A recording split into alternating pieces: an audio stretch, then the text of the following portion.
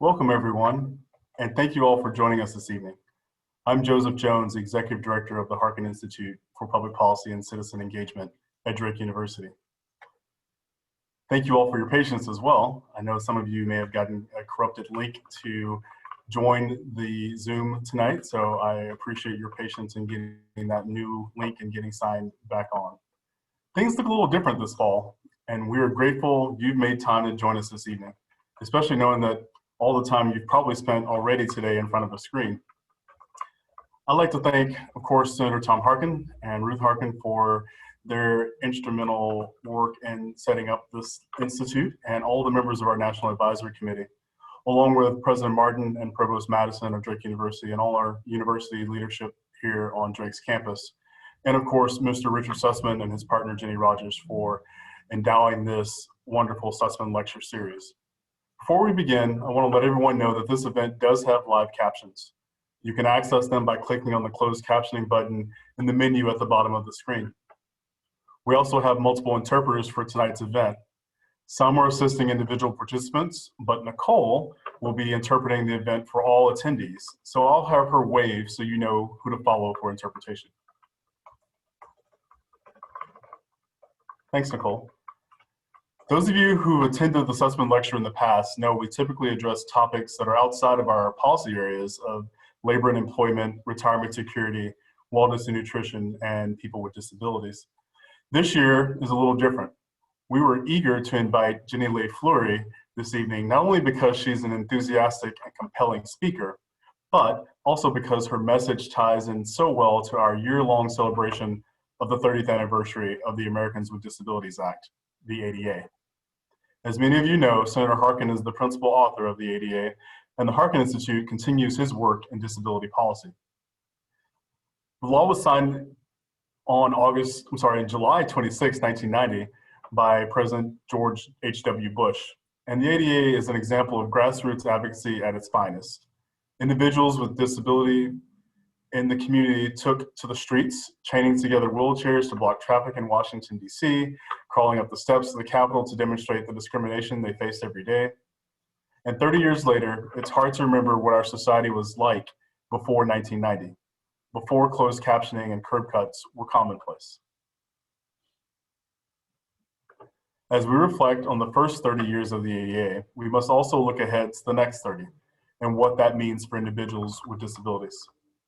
It is our goal that this expectation of full inclusion be commonplace in America and around the globe. If you saw the video of Senator Harkin and Jessica Cox flying in Jessica's air coupe, then you know how much fun we've all had celebrating this momentous anniversary this year.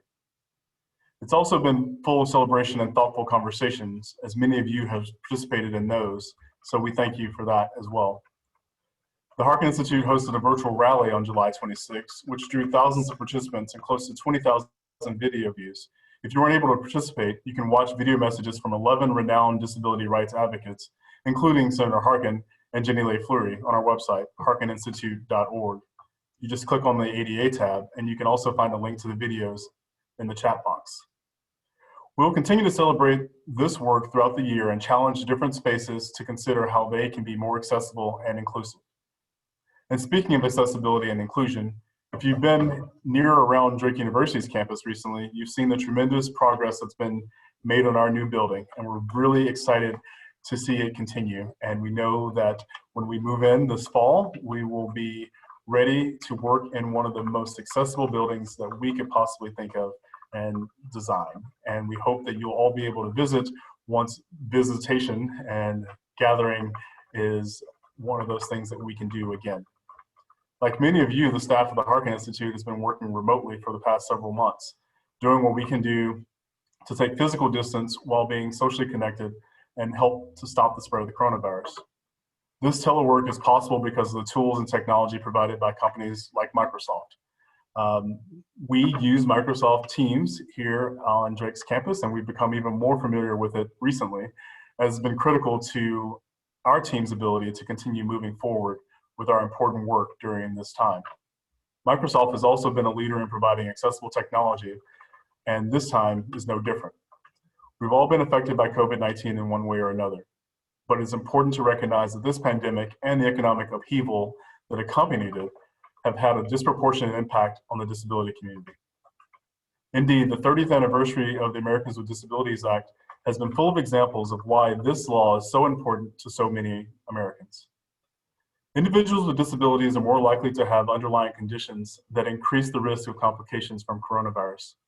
The disability community had to fight earlier this year to demand no one be left behind if there were faced a shortage of hospital beds or ventilators. As you've heard Senator Harkin say many times before, the lack of employment opportunities for people with disabilities is a blot on our national character. And those employment challenges are compounded by the fact that people with disabilities are more likely to lose their jobs in times of economic downturn. We've seen 20% of working persons with disabilities lose a job as a result of the pandemic, compared to 14% of those that are non-disabled workers. But this is not an evening to dwell on the challenges and barriers brought about by COVID-19. In fact, I don't know that the words dwell or pessimism are in Jenny Lay-Flurrie's vocabulary. If there's one positive we've seen through all of this, it's how agile our businesses and workers in America are. How we can move to remote work and remote education, something people with disabilities have been calling for ages. This unprecedented pandemic brings with it an unprecedented opportunity to rethink our workplaces and our workforce. And tonight, Jenny Lay-Flurrie is going to challenge us to do just that. Jenny is Chief Accessibility Officer at Microsoft, leading the company's efforts to drive great products, services, and websites that empower people and organizations to achieve more. Her team is at the forefront of creating positive experiences that apply technology to make a difference in the world and the lives of individuals, from how we hire and support people with disabilities and employment to innovative technology that aims to revolutionize what's possible for people with disabilities. What's more, I'm proud to call Jenny an ally and a friend. Microsoft has been a longtime supporter of the Harkin International Disability Employment Summit and, like Jenny, serves as a role model of accessibility and inclusion for the technology sector and all industries in the US and abroad. Before I invite Jenny to take over the screen, I have one piece of housekeeping. We will have a moderated Q&A this evening. There is a Q&A box below. So please enter any questions you have for Jenny there, and we'll make sure to save time at the end for those questions. Finally, even though we can't see all of you, I think it's a great opportunity to learn the sign for applause in ASL. So as you're sitting at home tonight, or at your office, or at the park, when there's something you're excited about and want to applaud or recognize, simply raise your hands in the air and wave them about like this. Those who've attended the Harkin Summit are very familiar with this. So now I'd like to turn over the screen to Microsoft's Chief Accessibility Officer and our friend, Jenny Lay-Flurrie. Hello, folks. So it's hopefully you can see my screen. I'm sure you will holler if there's any issues there. As I just sort this out, 1 second. But I will firstly say it's an incredible honor to be here today. It's an incredible honor. I love the Harkin Summit and the event. I am sad that we're not in person, but I'm really excited to have this opportunity to talk with you all about what has been an incredibly humbling time. I'm going to go and cover some basics in the beginning, then I'm going to talk about some journey stuff, and I'm going to talk about some nuggets of joy, and then I'm going to give you some calls to action. I'm going to go kind of quick in the beginning, because I'm very aware of who's likely on the other end of this, and I'm going to talk about some stuff that is really important to cover, but I know many of you know it, so bear with me, because it's really important to say this before we dig into what we've taken out of this year. And what we're still to learn from this year. So let me start a little bit with some of the basics. And again, if you know every nugget of joy on this page, bear with me. But it's important to really talk about the responsibility that is accessibility and the world of disability before we dig in. This is a big gig. And if you take nothing away from this, it is a big gig. Disability is 1 billion plus people around the world, depending on what statistics you're looking at. It can impact us at any point in time in our life. And that is the one real nuance and difference with this, as opposed to anything else of our humanity. It is something that can impact us in a permanent way, a temporary way, or it can be a situational environment where you're holding a new baby, or for me, a puppy, because it's COVID. We all have new puppies, and we're having to use one arm. But if you look at some of the statistics that go a bit deeper, the World Health Organization shares that only 1 in 10 have access to the products they need, the assistive technology they may need to be successful, and the unemployment rate is double that for people with disabilities versus not. And yet the opportunity is also really painfully clear. This was a study done by Accenture a couple of years ago that really looked at companies that the AAPD, the Association of American Association for People with Disabilities, and Disability In pulled together with Accenture's help, looking at their champions, companies that had invested in disability inclusion, and what was the impact and result of that versus companies that hadn't. And what they found was unsurprising to us, but educational to many. Companies that had invested in bringing in talent with disabilities had higher revenue, higher net income, higher performance. 28% higher revenue, double net income, 30% better in performance.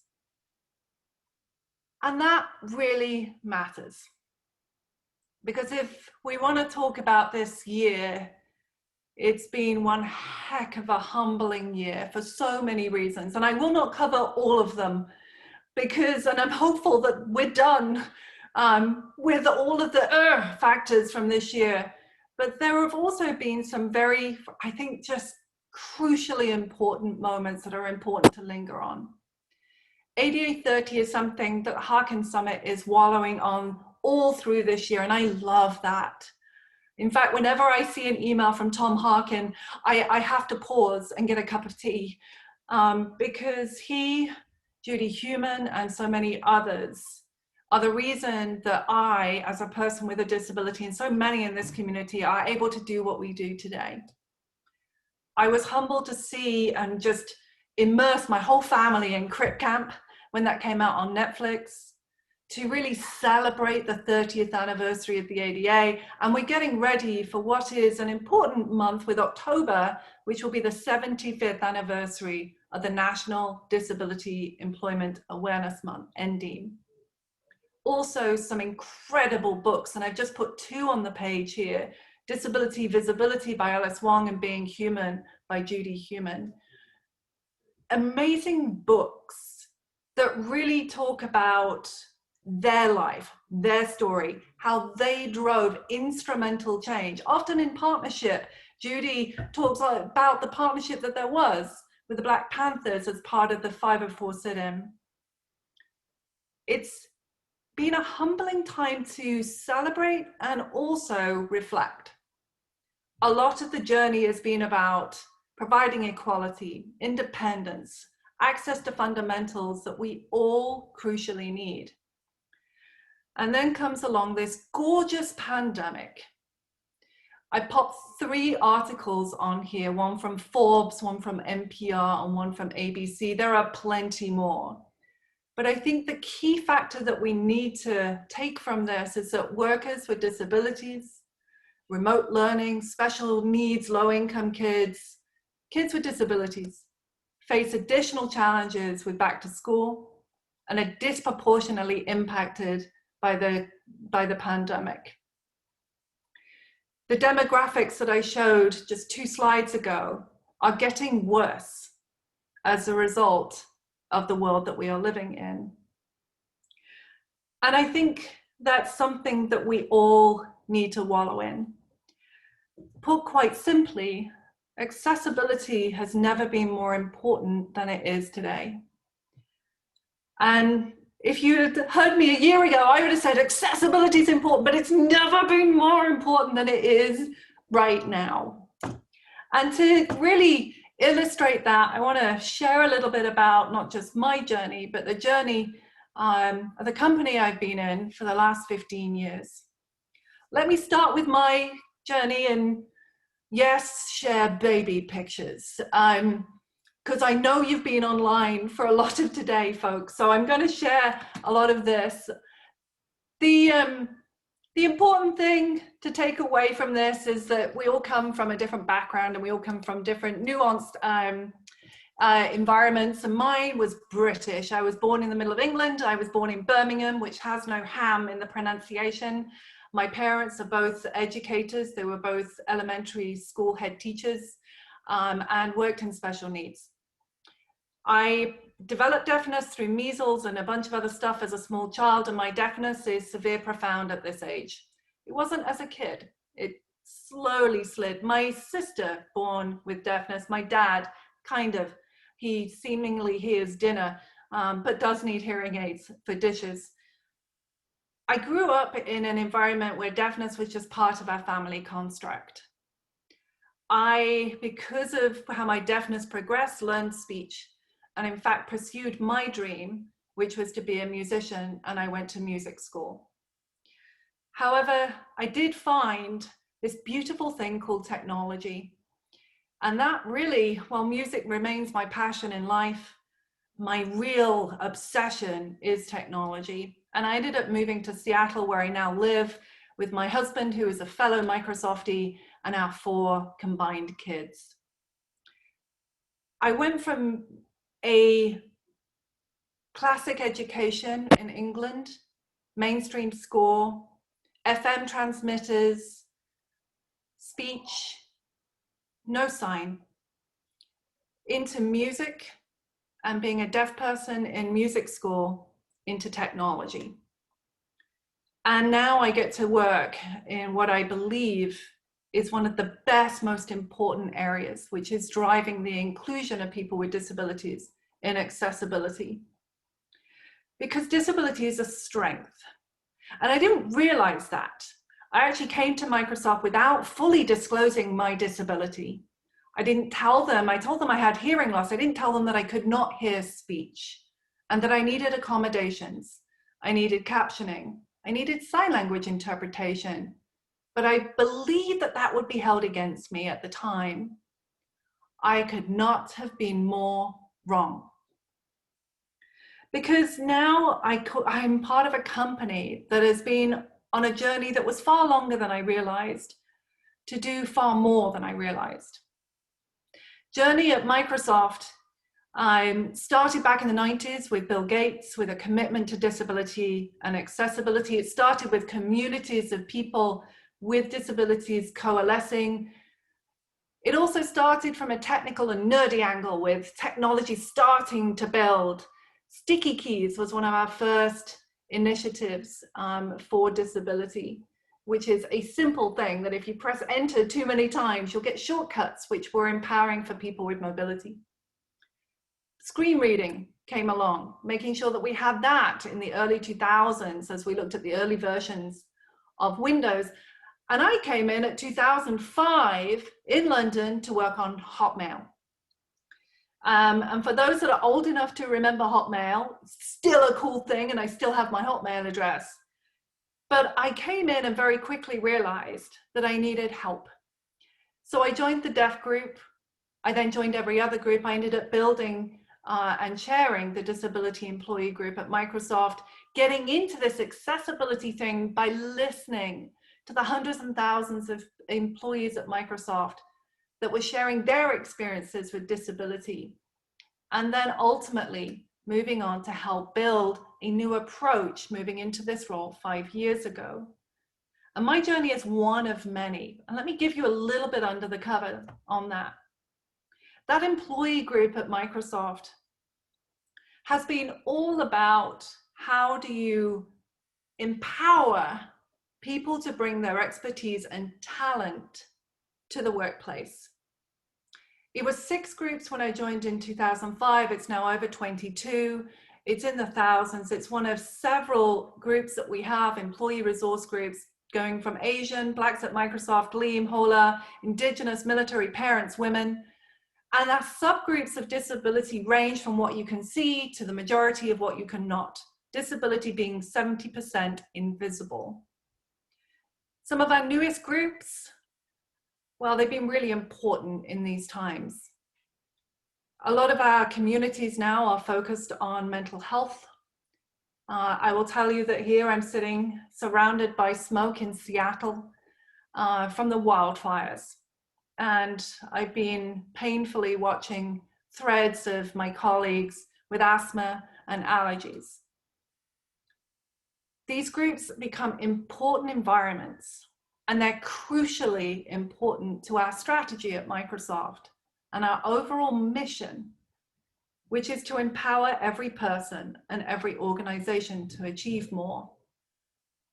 And if I look into why that is, it may again seem really obvious, but it's really important, is that if you harness the power of your people and you allow their expertise to be shared in a safe environment where people listen and lean in and wallow in it, you're quite simply going to get expertise out that helps you to mature.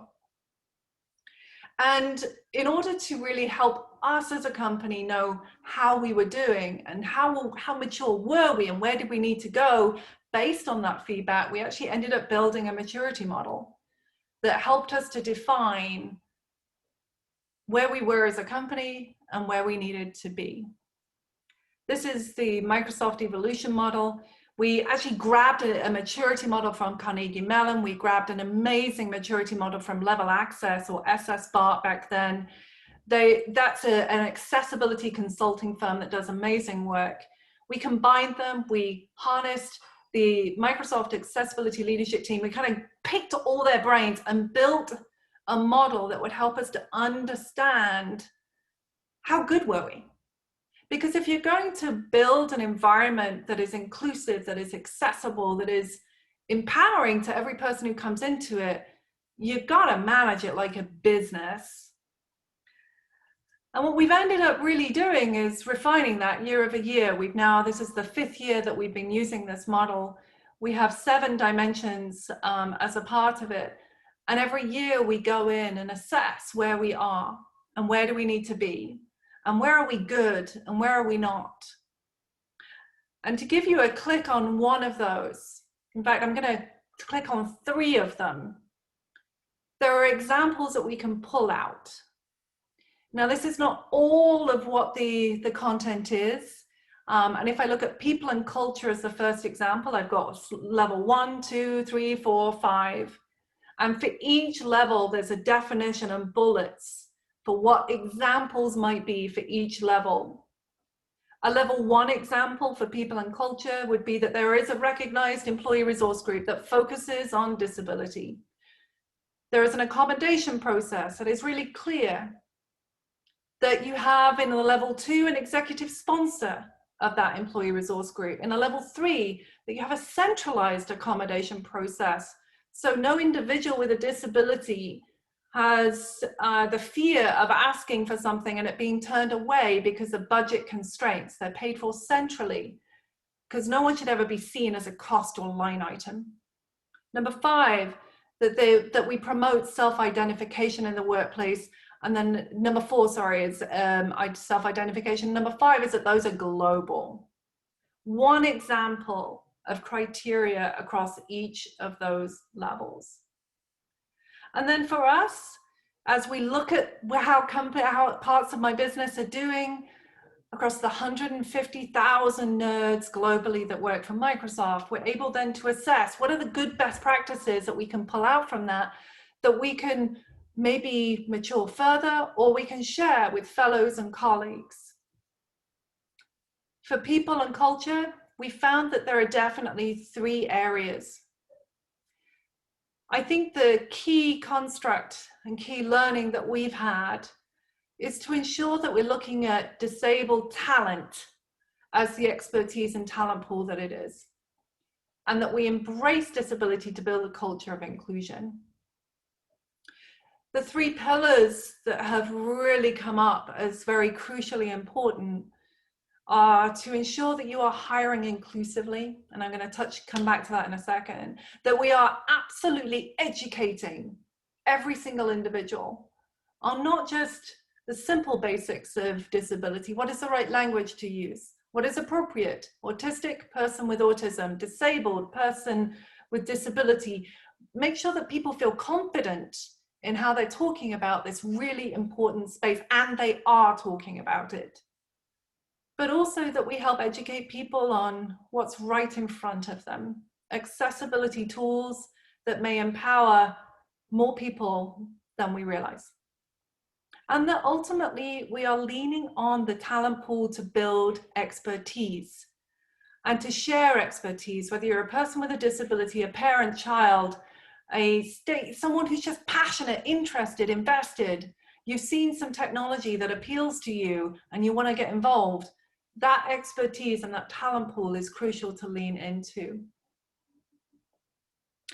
And then above all else, that we empower a global centralized accommodations environment and budget pool.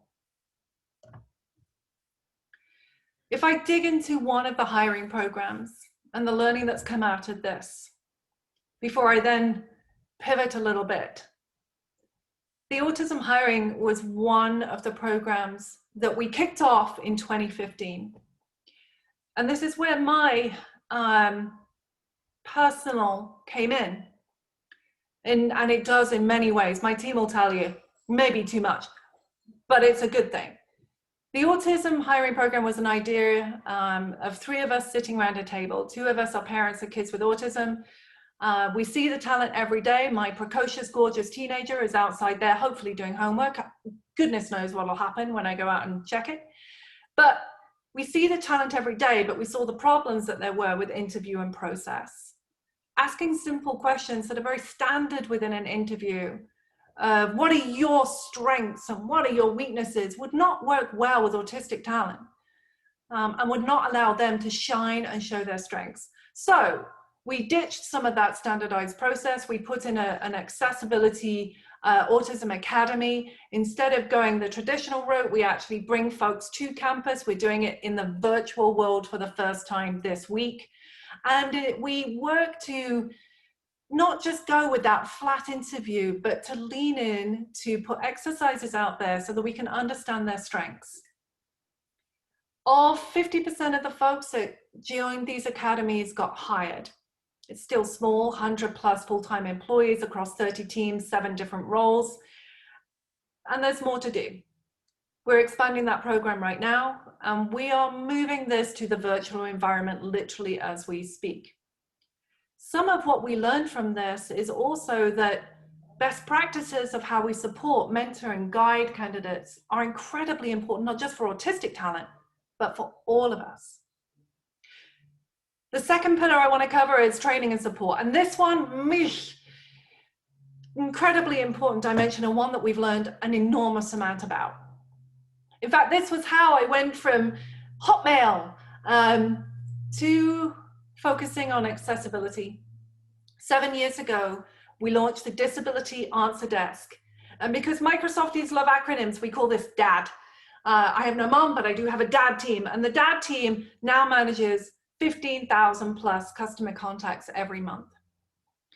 The reason we put this out there is that we believe that customers with disabilities, and there was an opportunity to be able to get to individuals that could help and empower with technology and get you onboarded with the latest nerdery or troubleshoot a problem. We also wanted to make sure that a person with disability was talking to an expert in disability and an expert in accessibility. Many of our staff are people with disabilities. And also we fix the channel. So we have an ASL direct video channel. We have lots of self-help guides. We work with Be My Eyes so that you can directly call us from within that app. This environment has been crucial for us this year. We have been fielding anywhere from 200 to 300% increase in call volumes since March from individuals who've been digging into technology as a means to work, life, and play. Any number of different scenarios have come our way. I will tell you that majority of the issues that we hear are from deaf and blind customers, but not just that. Mental health, cognitive, neurodiversity, speech, mobility. We hear across the span, and we are supporting the span. what we're hearing is a lot of folks who are turning to technology for the first time, often because physical accommodations have been removed. We're getting a lot of what we call 101 asks. Can you help me to learn how to use this tool? And I say, bring it on. And if you need technology to power you, this is the environment that can give you that assistance. And the joy for me is that I then hear directly from customers what you're finding easy and what you're finding hard, and what we can help dig into to make it easier. Again, incredibly important in this time. We're also finding that people are consuming a lot of the training. This is a badge that we ask our employees to take that we put online for customers in May in response to some of this. It's a simple badge that you can take. It teaches some of the accessibility fundamentals. We're powering up colleagues in corporates all over and also far beyond on, how do I help? I manage an IT department. How do I help my employees who may be deaf or may be blind and need access to online materials? Previously, I would just get it to them in a hard copy. How can I make that happen? What do I need to think about? And we push people to take this badge and take this training. You'll see often with Microsofties, they're very proud when they take this badge and they post it on LinkedIn. And I encourage that. And you may not get quite the same badge if you're taking this, and I apologize for that, but it's still cool. And I do urge you to share it, because the more people that can get educated on disability and accessibility, the more we may help to counter some of the statistics that have been coming through. And the third dimension is really product. And if there's any takeaway from product and there's any problem that we're trying to tackle, it's that 1 in 10 having access to the nerdery they need to be successful. Because there's a ton of beautiful stuff right in front of you, or hopefully within very reasonable cost, that can power people today. Some of the stuff, and I'll just give you a quick whiz. This is changing your pointer and changing your font. I have a beautiful big yellow pointer because I may not have low vision, I may not need it, but right now I'm in front of a screen every single day for 8 to 10 hours every single day. I do need it because 57% of us could benefit from accessibility, but most of us are not using it. Go change your pointer.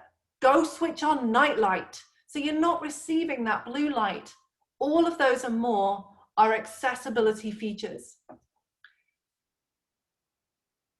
We've got immersive reader that's built into the browser, that's built into Word. This is for dyslexia. It changes the way that you see the screen. It changes the color in the background.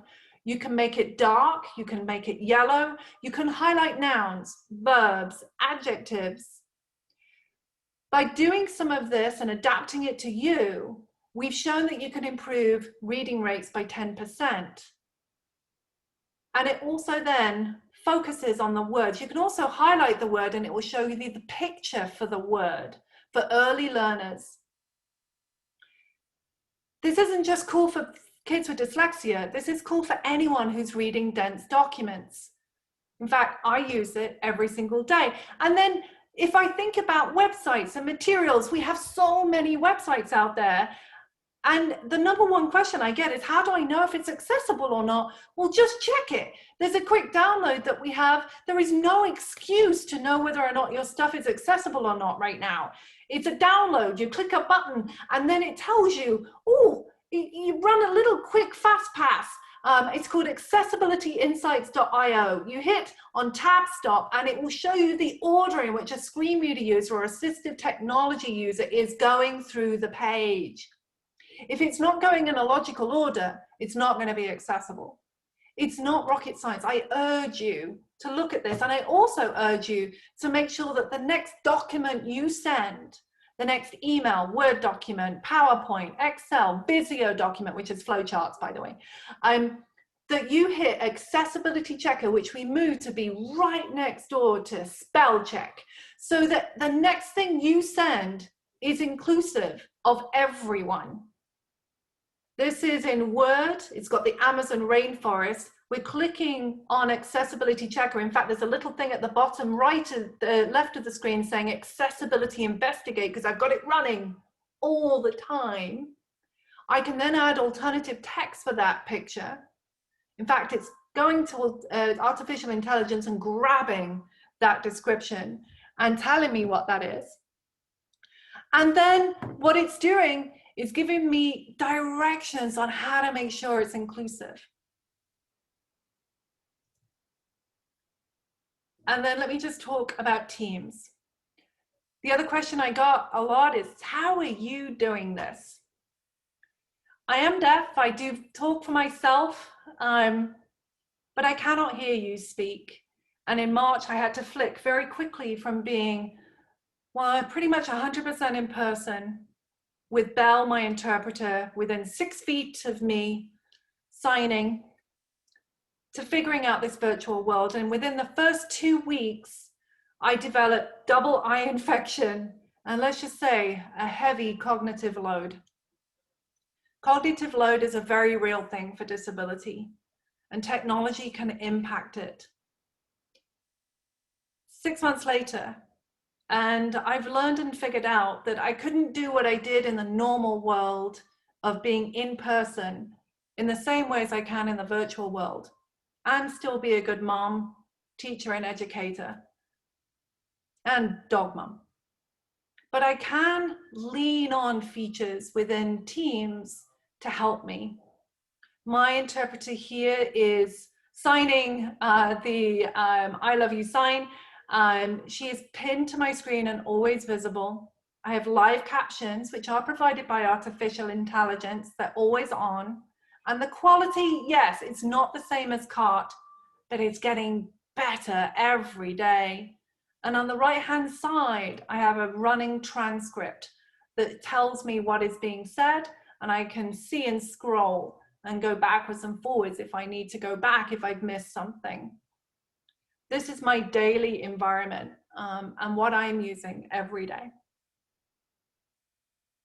Because in sharing these, my hope, and many more, we've actually got a blog series up with not just mine, but many of our employees and what we're learning through these times. Our hope is that we can impact some of those demographics and societal yuck that is happening within the disability community. It's crucially important that we do this, because if we don't, those demographics are going to widen. And really, I want to lean into that glass half full opportunity of which this time does present. And the time presents us with the opportunity for us all to get educated and to learn more about accessibility, and to learn about the tools that are right in front of us, and hopefully then empower those around us who may come to our gorgeous community at any point in time. The future for accessibility? Well, gosh, I'm hoping that there are going to be a few questions here. I'll give you a couple of nuggets of joy. AI, artificial intelligence. It is one of the most exciting areas of technology. It drives image recognition, which you just saw when we look at alternative text. It will grab a picture and give me an idea of what that image description is without me having to do anything. Speech recognition is empowering closed captioning, which has moved more in the last 3 to 5 years than it has in the previous 20 because of AI. And natural language interaction. We've actually got a grant program because of the importance of this and how it can amplify and impact human capability. And if you're curious, do go and check it out. aka.ms/AI for accessibility. It's a $25 million 5-year program. We are on year 3. We just had an amazing wave of grants that we've just given out focused on mental health. and we're working on smart cities as the next wave. But it's an incredibly important area. And we're also seeing another importance with AI and AR, artificial reality, virtual reality, VR. And this, I want to give just one quick example. Just imagine that you're wearing a visor.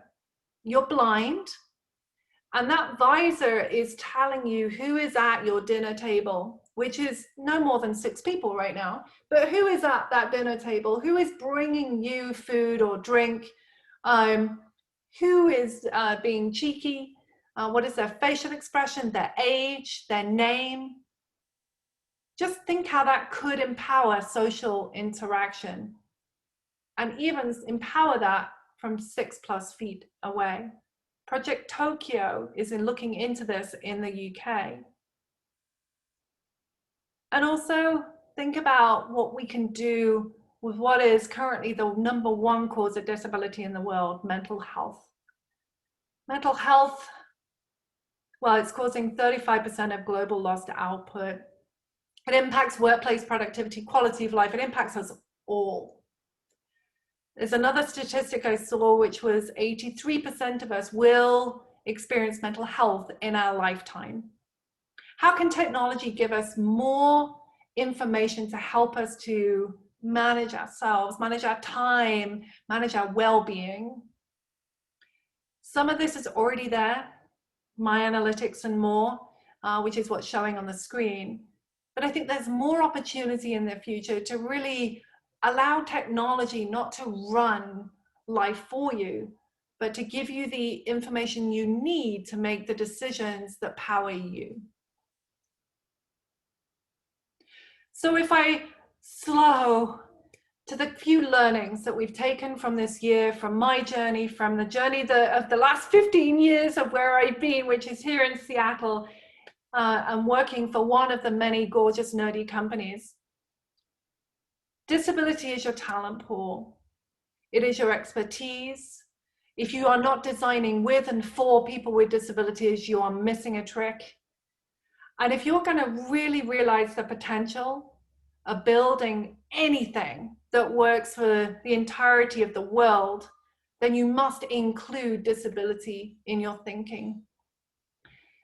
Accessibility needs to be managed like a business. So if you do not know how accessible your stuff is, it is not. And yet technology is right there to enable you to be able to send accessible stuff and know how good you are. Think about this as a business model, but also think about this as more easier than you think. And I think that's the overall message, is that there is far more at your fingertips than you realize. Most individuals are not aware of everything that is in your machine right in front of you right now, no matter whether that's a Windows device or anyone else's. Accessibility is right there. And yet what we're also learning is that there are a lot more to learn in these times. And the scenarios that are important now are the ones that me as one company and every other technology is invested in. Because there is no way that we can do this as one company alone, one person alone, one organization alone. We have to work in partnership, and I love with partnership. We have to work together to really accelerate the journey, because I don't want to be here in 30 years' time talking about how we haven't delivered on the promise.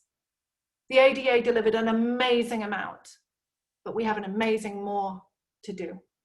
We are better together. So with that, let me pause. And then let's turn it back, and hopefully, I see Joseph coming back on, yay! While I slurp my tea and see what questions there are. Thank you so much, Jenny. That was a phenomenal presentation. And every time I talk to you or hear from you or listen even to someone from your team speak, I figure out or find out something new that I want to do. So I can now attest that I have a giant purple cursor. Thanks to what you just said. So thanks for that. Very helpful. Game on. I look forward to seeing the colors. Post them.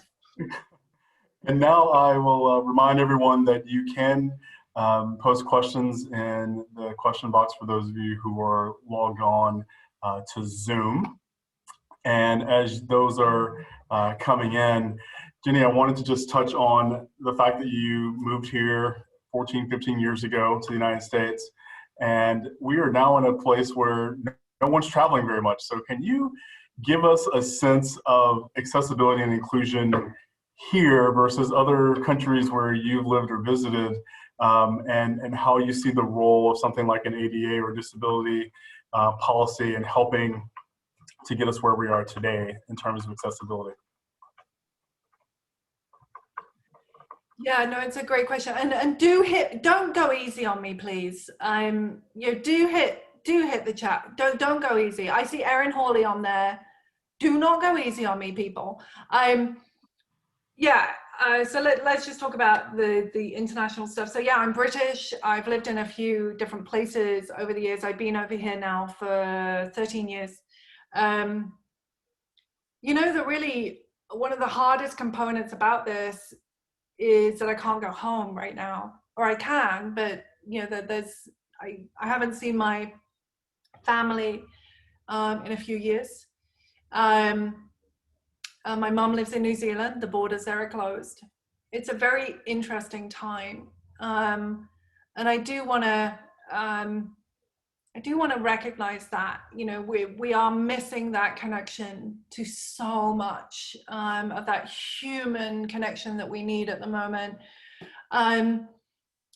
In terms of the differences, I will say, yeah, I actually have just spent the last few weeks chatting with teams all around the world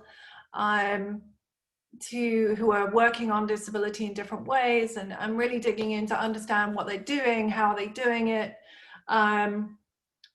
I would say there is difference. There really is. There's a different bar of maturity in different countries in terms of how they see disability. The reason that I put disability as a strength right up there is that not every country sees it that way.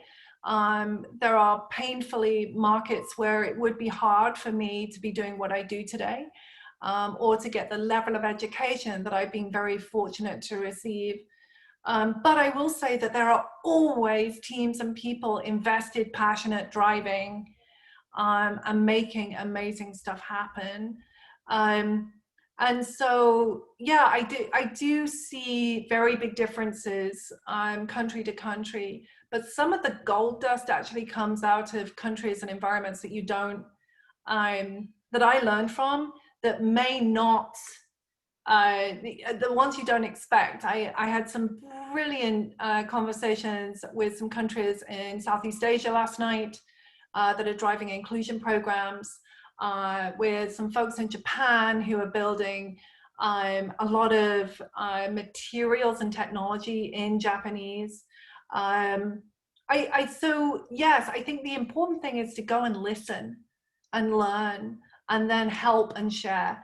The goal is that we all see disability as a strength. Let's be clear, disability is a strength. Let's all get around that. But I think it's going to be a different journey for every country to get there. I think we have a series of questions that all kind of surround things that you mentioned in terms of inclusion within the workforce. And so I'm going to ask you maybe a couple in a row that are similar.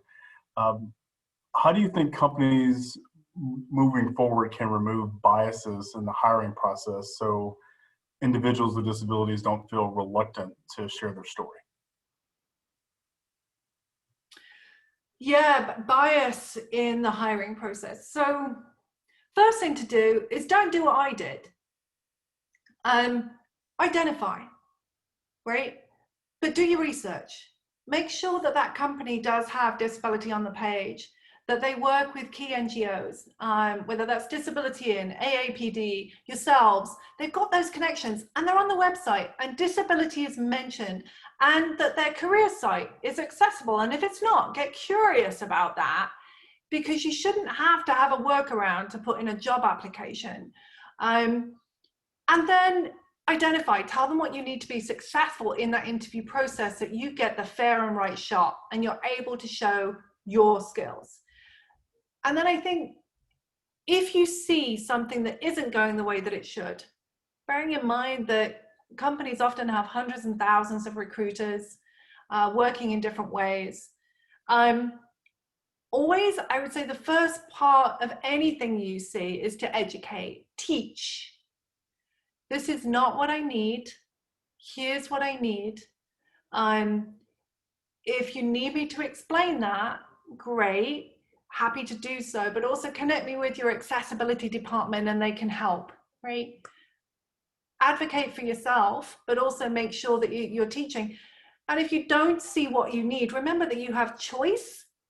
Push hard, you should, but also don't hesitate then to bring in other advocates that can also help manage and mitigate those challenges. Do not feel alone. And I will say we've worked really hard on what we've done, but are we perfect? No. And so, you know, perfection is a very hard goal. But so, yes, there will always be some bar of needing to teach, to advocate, and to bring on folks along with you on the journey. So the next two have to do with some kind of concrete examples. I think people are looking for some things. So can you give us 2 or 3 thoughts on what a company might do to bring about a start to their hiring process to be more inclusive? And then what are 2 or 3 things the company might do to move its culture more toward inclusivity? Yeah, and this is where that maturity model might be helpful, because I do think whatever size company, there is, the stats tell us there is probably going to be someone in that company with a disability, whether they've been open about that or not. So the first thing is to really, you know, take a look at where you are. Have you got people who have coalesced, that have built any degree of community, that have come together to talk about disability? If so, encourage that. Help to build those disability employee communities, encourage them, make sure that they have leadership attention, that they, any problems they're floating are listened to. Problems are what I look for. When you find problems, you then get to innovate solutions. And problems floated mean another obstacle that you can remove in the process. So really do encourage the disability community in focus, and really educate people around you on how to really give strength to that. What we have found is that a lot of people struggle on something as simple as language, which is crazy. But it's true, you know, people are shy or nervous or don't want to speak about something. So the educating training piece is really important. And ultimately, if you want to know how to hire someone with a disability, just hire someone. Find someone with the right skills and talent, and you let that do the talking. We found that with our supported employment program, which is, you know, hiring kids, they're kids because they're just younger than me, that's all. Folks with intellectual developmental disabilities, we put that out. We've hired 200-300 folks. Wow. Loyal, passionate, dedicated, task orientated, great results. You know, hire, and then talk about it. Make sure that people know about it, because you've got to put those role models out there so others can then see it and say, hey, I didn't realize you saw that as a good thing. I'm going to go join that company. You know, put those role models out there as well.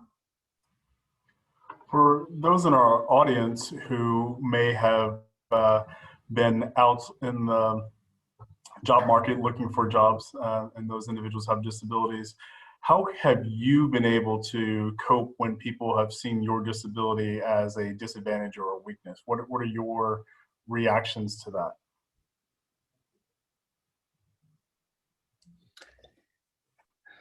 So it happens at least once a day. And it, you know, I'm a human. And I will say, being deaf in a mask world where I'm going out with my mask, has amplified that, because instead of talking to me, they're talking to anyone else around me. And I've also had people walk away because I said, I'm really sorry, but I'm deaf. Would you mind writing that down? Would you mind speaking into my device so I can understand what you're saying? And they're like, doesn't matter. And you see people walk away, and I'm like, no, no, no, no, no, no, no, no, no. There are times when I just want to be Jenny. I don't want to have to teach. I don't want to have to educate. And there are times when it makes me honestly painfully sad, because they're looking to my daughter to answer questions at the age of 13 that someone at the rather much older, significantly decrepit age of 45 is having to answer, and should be answering. My 13-year-old is not equipped to answer questions about my medical history. And that happens, and it should not. So yeah, I when I go skiing, because I'm here in Washington State, I have a deaf British beware that is on the back of my shirt.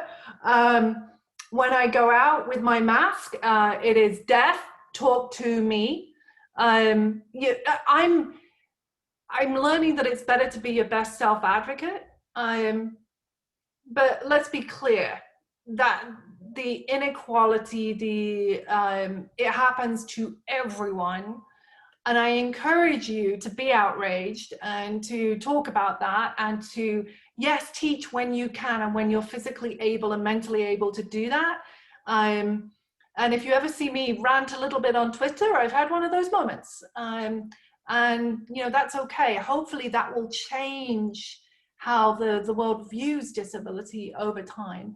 And yeah, occasionally the words have once come out of my mouth of, please talk to me. I am in a C-suite position at Microsoft. I think I can handle it.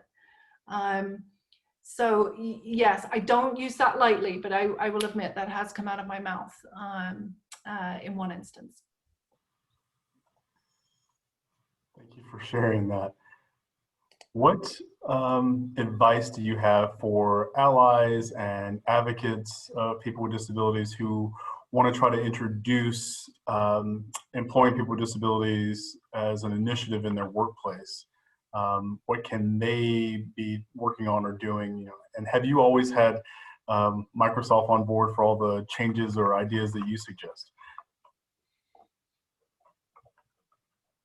Absolutely not. I am very fortunate to be where I am today, but not everything is easy. If it was easy, then the world would be a very different place right now. And so I do think it's always important to be incredibly grounded, and grounded to the human level experience. So often a lot of what I will do is actually illustrate, show, educate people. I use videos, we use different conversations, formats like this one, say, look, here's your opportunity, here's the experience we could build, here's the experience we have today. Let's walk through what this would mean and the impact that it would have. As a company, it's important to have the right conversations. I feel very fortunate to be in a company that is very human-centered, that believes in including people with disabilities in the design process, but it's still a company that has limited time. And so not everything that I want always makes it on the docket, but at least we've had the right conversation. And I will say that's really important. I do want to, so there's one question in here about access gap, in particular for deaf, for Black, Indigenous, disabled kids, disproportionately impacted by the school to prison pipeline. And I do just want to linger on that one for a second, because this is a really, really important space, where we've all learned an incredible amount this year, been humbled. I've literally never spent as much time educating myself on the history, the inequality that does exist when you compound disability and race. Black disabled community has done a fierce job of educating, and I am all for it. I think there's a lot more to do, huge amount more to do. But that's one clear gap that does exist, where we are looking into, well, what, not just let's get educated, let's get clear where there is research, and there's a lot of gaps in that research. And what we know is that there isn't enough in the healthcare system, which means disability is often not identified. That then enters the education life cycle, where access to technology may not be the same for Black peers versus white peers. That then clearly impacts as you go further on. And then you've got pre-conviction, post-conviction access issues to simple basics of accessibility. I don't have all the answers, but I will say that's one where it's clear and important that we do wallow in that gap, the science, the research, the pain and the opportunity, and then figure out exactly what we do to go forward. And we are looking at that clearly as one of many opportunities this year and in the next 20 years. Thanks for answering that question. That was actually my next question to get to you on. So I know. you were clairvoyant.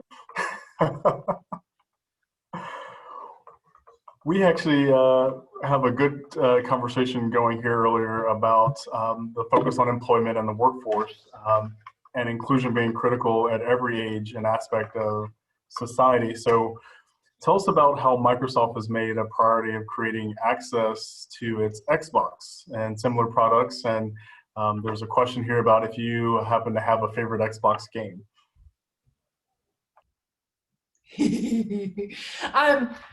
So shh, I like gaming. Shh, because I'm not very good. And I generally lurk and hide when I am out there. And I do get out, but I'm not telling you what my name is because I'm really that dismal at it, but I love it. And I will say that my kids were the biggest driver on this one, and also the Xbox adaptive controller. And the two came for me at the same time. You know, my kids, we've got 4 kids, they're all nerd gamers. You know, anything from Minecraft to there's a, oh my gosh, I'm having a brain freeze with the name, but there's gorgeous one where you have to cook all at the same time. I love that. Overcooked. Overcooked 2 is really good. You can tell I'm into it. And you know, someone said to me recently, I feel disconnected from my kids because they're always gaming. And my husband and I did look at one another and say, well, let's get gaming too.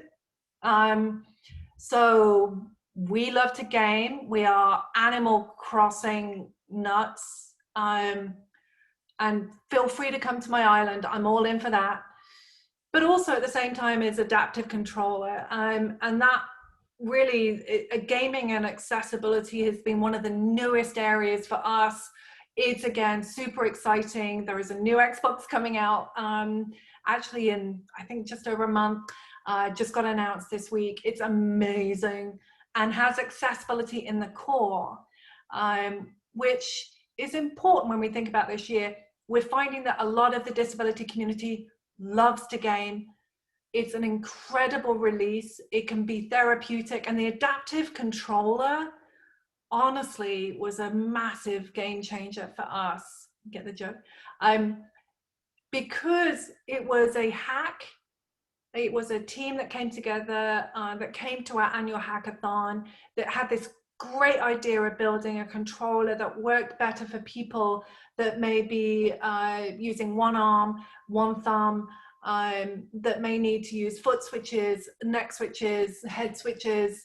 How could we build a controller that didn't need opposable thumbs? That was really the premise. And now you've got the adaptive controller that's been out for 2 years. And I think that just what we learned from that was just the massive opportunity of where you can include people, also where you can exclude, and the responsibility we have to make sure we do both. So yes, love gaming. If you want to know more about it, and you're curious about what's right, there is a blog that one of our Xbox crew wrote that's on the accessibility blog, and I encourage you to check that out. It's got a lot of the first place to go stuff. Great. We'll make sure that we remind people of that, those people who are gamers. So thanks for sharing your secret with us. And as you are well aware, we're based here at a university, and we got a question from someone who is a recent rehab grad, so work in vocational rehabilitation, and wondering if Microsoft has any types of jobs around rehabilitation or any people who work in that field working at Microsoft. So we do, and I see a lot of good academic questions in here as well. And so game on. Yes, there are a lot. I mean, whatever your field, it's more about what skills do you have, what interests do you have, and how are you going to bring that to whatever role you go for, whether it's at Microsoft or anywhere, guys. I would encourage anyone to go and check out the career site for Microsoft, any other company, and not just be looking about the background you have, but the skills that you have from that, the empathy that you may have learned, the expertise you built, and how that may apply to whatever role. We do have folks who are occupational therapists, and we do have some in the different areas of the rehab therapeutic field that are working in different roles at Microsoft. They may not have the job titles that call that out, but their expertise is invaluable to what they're doing. And then we do work, that nothing about us without us is not just a mantra, it's a real thing. And so we work intensively with organizations. In fact, a lot of the adaptive controller, the initial stuff that we got out there, the initial stuff that we got out there, we actually did test with a lot of different rehab environments and hospitals to get feedback before we launched it, and still do. So yes, we do work there, but I would encourage anyone to go check out roles, whatever company, go. Don't be shy. Great, thank you. I like that encouragement for folks who are looking to find employment. So for our last question, we have, I'm told, a longtime supporter of the Institute and a first-time caller into a Institute event, Mr. Tom Harkin. Hi, Jenny. Hi, guys. It's good to see you, even virtually. There was a fantastic presentation, as always. So thank you for doing this at the Sussman lecture. And again, thank you for your great leadership in, again, pushing the envelope on full inclusion of persons with disabilities. You know, in watching your presentation, brings all kinds of things to my mind, but the one thing that I'm getting some questions on right now, Jenny, from some of my former colleagues in the Senate, is looking ahead to next year and the year beyond. The COVID pandemic obviously has opened a whole new area of working from home for companies all around the globe. This will provide a lot of new opportunities for persons with disabilities. But in the ADA, we had a provision that required, as you know, reasonable accommodations for the workplace. Well, might not reasonable accommodations for working from home be things like access to high-speed broadband, accessible hardware that's affordable, accessible software that is designed for persons with differing abilities. And what the question came to me from a couple of my former colleagues was just this: is there a role for government in looking ahead and what we might do to help the private sector, or work with, I shouldn't say help, but work with the private sector to provide those kind of accommodations to support the employment of persons with disabilities in this new environment. What kind of, if you just have any thoughts about what could government do? What could we do to help and work with the private sector to make this happen? So firstly, let me echo what's going on in the chat window and just do this, because Tom, you have this impact, Senator Harkin, of mild panic, because we hold you in such, I mean, you just, my gosh, to hear from you is always, I'm going to need a serious fan in a minute, because I think I'm bright rosy red. And clearly you come with the easiest question of them all.